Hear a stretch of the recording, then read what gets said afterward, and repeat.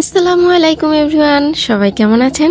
আশা করি সবাই ভালো আছেন। চলে এলাম সুন্দর একটি সকালের সুন্দর একটি ব্লগ নিয়ে। আজকের ব্লগে তেমন কিছু শেয়ার করব না। সকালের নাস্তা বানাতে বানাতে আপনাদের সাথে পরোটা বানানোর একটা টিপস শেয়ার করব। হয়তো ইতিমধ্যে সবাই এটা জেনে গেছেন, কারণ এখন আমরা সবাই ইউটিউব দেখি আর ইউটিউব থেকে অনেক ধরনের রেসিপি শিখতে পারি। তারপরেও আমার ভিডিওর মাধ্যমে কেউ যদি দেখে শিখতে পারে বা না জেনে থাকে, যদি সে জানতে পারে, এটাই আমার সার্থকতা। আমার বাসায় তো প্রতিদিনের সকালের নাস্তায় রুটি বা পরোটা না হলে চলেই না, কারণ আমার বাচ্চা যে সে ভাত না খেলেও হবে, কিন্তু তার রুটি পরোটা লাগবেই। আর আজকের ওয়েদারটা কিন্তু খুবই সুন্দর, আকাশটা দেখেছেন কত সুন্দর লাগছে। তো আপনারা কিন্তু দেখতেই পেয়েছেন আমি পরোটার জন্য লেচি কেটে নিয়েছি, তারপর আমি রুটিটাকে গোল করে বেলে নিয়েছি। তারপর আমি দিয়েছি সামান্য তেল, ভালো করে পরোটার উপরে মেখে দিবেন, তারপর উপর দিয়ে একটু আটা ছিটিয়ে দিবেন। আটা ছেটানো হয়ে গেলে সুন্দর করে পরোটার চারকোনা ভাঁজটা করে নেবেন। এই ভাঁজটা তো আমরা সবাই কম বেশি করতে জানি।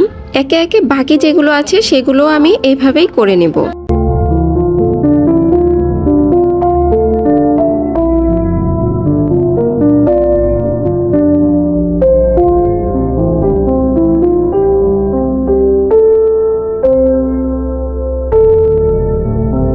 তারপর পরোটাগুলোকে আমি বেলে নেব।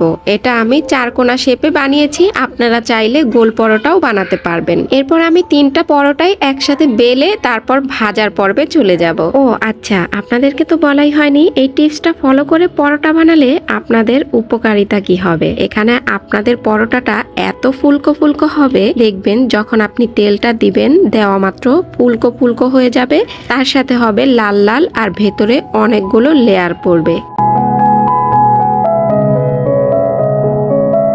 আর এই তো দেখেন চলে এসেছে সেই পর্ব। দেখেন পরোটাগুলো কত ফুলকো ফুলকো হয়েছে আর লাল লাল হয়েছে। এরকম পরোটা কিন্তু আপনি শুধু শুধুও খেয়ে নিতে পারবেন, কারণ এতটা ক্রিস্পি হয় যে কোনো তরকারি কোনো কিছু লাগে না খেতে। এভাবে করেই বাকি পরোটাগুলোও আমি ভেজে নেব। আর ভাজতে ভাজতে আজকে আপনাদের সাথে বিদায় নিচ্ছি। চলে আসবো নতুন আরেকটি ভিডিও নিয়ে অন্য কোনো দিন। আর আজকের ভিডিওটা কেমন লাগলো কমেন্ট করে জানাতে কিন্তু একদমই ভুলবেন না। আল্লাহ হাফেজ।